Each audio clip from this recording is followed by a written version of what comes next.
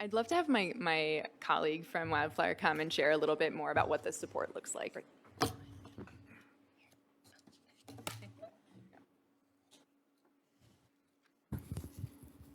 Hi, I'm Rachel Kelly-Cohn. I'm a Colorado partner with the Wildflower Foundation. So the structure that we're proposing is to have a statewide 501c3 that oversees all of the charters that we would hold across the state. And essentially, the Wildflower Foundation just acts as a service provider should WMPSC choose to contract with the Wildflower Foundation for services such as fundraising or teacher leader recruitment.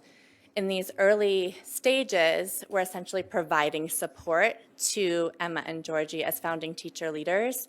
So it's really incubating the schools as a support structure for the teacher leaders, particularly when it comes to fundraising, branding, and coaching in the startup phase. Does that answer your question? Well, kind of. I'm really interested in, in meeting standards and making sure we're meeting standards and documenting that and the data collection and the kind of clearinghouse for that and who's doing that and having the 501c3 being developed at the same time. Yep.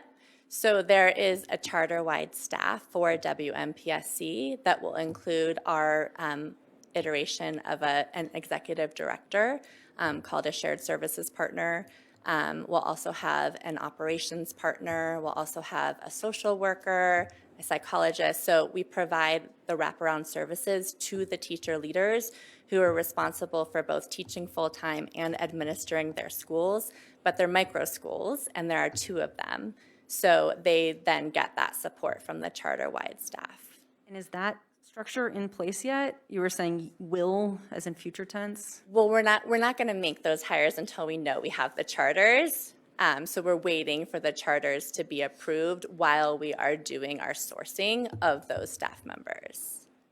Is that a common structure to put them all in place at the same time, or do people put the kind of overall structure in place prior to building a school? No, and I mean, Casey might be able to speak to this a little bit better, but essentially we start with a combination of, full-time WMPSC staff and contractors, and then as we build out and we grow to more schools, then we hire more in-house staff, if that makes sense. Yeah. Do you want to? Okay, it feels like a lot, doing a lot at once. It's a lot of things. Yeah, but we're only starting with one Right. micro school Right. at a time, so Yeah. I think it's, And it does take a lot to start a charter school. I mean, it's a heavy lift, but once you get going, it's kind of like getting the airplane off the tarmac. Once you go, then you can just maintain it and then obviously replicate, especially at the micro schools, is different than, like a K through 8 or then going on to high school. So, yeah, I mean, I know that there's wildflower schools in other states, and so it's not that you're starting from scratch, but that you're, at least from my understanding when we had our meeting with Emma, that, the model's out there. It's just now you guys got to bring it here and then do all the things that it takes to get it going. So. yes. Yeah, we definitely benefit from the support of the nationwide network, for sure. There's a lot of tools and templates and resources that already exist to support our efforts. Any other questions? All right, you guys do have a copy of the board policy or the district for what your next steps are, and obviously you can reach out to us if you guys have any questions in order to do that.